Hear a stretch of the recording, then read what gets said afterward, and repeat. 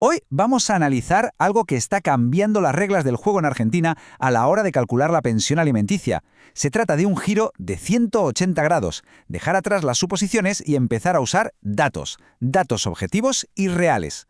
Un cambio que busca transformar un proceso que a menudo era un verdadero quebradero de cabeza.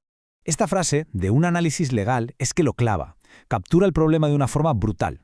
Durante años, los cálculos de las pensiones alimenticias iban por un lado y el coste de la vida real por otro completamente distinto.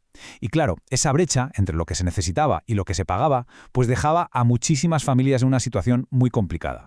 Bueno, vamos a meternos de lleno en la raíz del conflicto. Con el sistema de antes, fijar una pensión se convertía literalmente en un campo de batalla. Como no había un parámetro claro, objetivo, al final todo se basaba en percepciones, en discusiones que podían ser interminables y muchas veces bastante injustas. Aquí se ve el contraste perfectamente. Por un lado, a la izquierda, el método antiguo se usaba el salario mínimo, que al final no es más que una referencia salarial general. Y a la derecha, el nuevo enfoque, el que se está abriendo paso en los tribunales, el índice de crianza, que es una métrica pensada específicamente para esto, para medir cuánto cuesta de verdad criar. Y es que aquí está el quid de la cuestión. El salario mínimo es una herramienta de política laboral, no de economía familiar. No está pensado para reflejar gastos tan importantes como la educación, la vivienda, la salud y sobre todo algo fundamental, el valor del tiempo que se dedica al cuidado. Usarlo era, no sé, como intentar medir la fiebre con una cinta métrica. Simplemente no servía. Claro, un cambio así no surge de la nada. Fue impulsado por decisiones judiciales que fueron marcando el camino. Y nos vamos a centrar en un caso concreto. Un caso de La Plata que supuso un verdadero antes y un después en toda esta historia. A ver, lo realmente potente de esto es el mensaje. Un tribunal superior dijo, se acabó. Declaró que si el parámetro que se usa no refleja el coste real de la crianza, el resultado es, por definición, injusto. Y esto sentó un precedente importantísimo, que otros juzgados ya están empezando a seguir. En ese caso en particular, el juzgado de primera instancia había fijado una pensión provisional de 341.000 pesos, que era justo el salario mínimo de ese momento. La madre, lógicamente, recurrió, porque argumentaba que con eso no llegaba. Y aquí se ve el impacto del cambio de una forma clarísima. La Cámara de Apelaciones subió la cuota a 450.000 pesos, usando como base el índice de crianza. Pero ojo, que no fue solo eso. Además, añadió que se pagaran por separado el jardín de infancia y la cobertura médica. La diferencia es enorme y demuestra el poder que tiene usar los datos correctos. Venga, vamos a seguir tirando del hilo. Ya hemos visto por qué el sistema antiguo no funcionaba y cómo un fallo judicial lo puso en jaque. La pregunta ahora es, ¿qué es exactamente este famoso índice de crianza y por qué se le considera tan revolucionario? Pues aquí está la definición oficial, y esto es muy importante. No es un número que se haya inventado nadie, ni una estimación a ojo, es una herramienta técnica, que publica cada mes el Organismo de Estadística Nacional de Argentina. El objetivo es muy claro, dar una cifra concreta, real y actualizada de lo que cuesta criar. Este índice se compone, digamos, de dos grandes bloques. El primero es bastante lógico, el coste de los bienes y servicios, lo que se gasta en el día a día. Pero el segundo es el que de verdad cambia las reglas del juego, el coste del cuidado.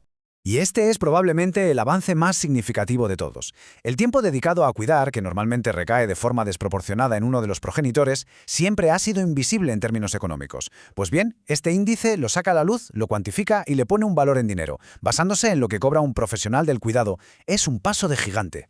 Aquí podemos ver los números concretos publicados por el INDEC para marzo de 2024. Fijaos en cómo vería el coste total según la edad del niño o niña. Para un bebé, más de 515.000 pesos, y para uno de entre 6 y 12 años se superan los 676.000. Y lo que es súper interesante es ver cómo el coste del cuidado es mucho más alto en los primeros años, que es cuando lógicamente se necesita más tiempo y atención. Perfecto, ya entendemos qué es el índice. Pero ahora viene la pregunta del millón. ¿Cómo se traduce todo esto en una acción legal? Es decir, ¿cómo se usa esta herramienta en un tribunal para pedir o para ajustar una pensión alimenticia? Lo primero, y esto es fundamental, es recordar que la pensión no es solo para pagar la comida. La ley es muy clara. Tiene que cubrir de forma integral todas las necesidades. Hablamos de vivienda, de salud, de educación, pero también de ocio o de las actividades extraescolares. Es una contribución para asegurar un nivel de vida completo y digno. El proceso legal, como podemos intuir por esta imagen, siempre empieza con documentos y papeleo. La gran diferencia es que ahora, en lugar de basar una demanda en argumentos más o menos abstractos, se puede apoyar en una cifra oficial, técnica.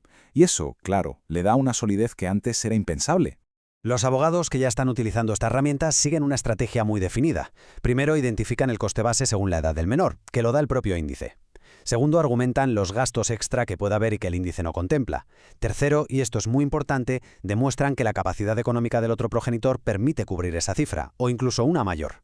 Y cuarto, piden que la cuota se actualice cada mes, para que la inflación no se la coma.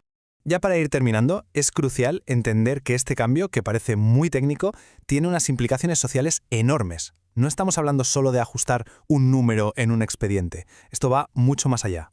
Esta cita de un abogado especialista lo resume todo. Se trata de sacar el debate del terreno puramente emocional y llevarlo a una discusión con datos sobre la mesa, con evidencia. Esto ordena el proceso, reduce el conflicto y pone el foco en lo que de verdad importa, el bienestar del niño o la niña. En resumen, si nos tuviéramos que quedar con dos grandes logros serían estos. Por un lado, se introduce objetividad en el derecho de familia. Y por otro, se da un paso histórico al reconocer de forma oficial el valor económico que tiene el trabajo de cuidar, un trabajo que sostiene la sociedad y que hasta ahora era invisible para la economía. Y con esta reflexión cerramos nuestro análisis, dejando una pregunta en el aire. Reconocer el valor del cuidado abre una puerta fascinante. Si hemos sido capaces de cuantificar esta labor, ¿qué otras aportaciones, que son fundamentales para la comunidad, siguen estando en la sombra? ¿Qué más podríamos medir para construir una sociedad más justa, más equitativa? La conversación, desde luego, no ha hecho más que empezar.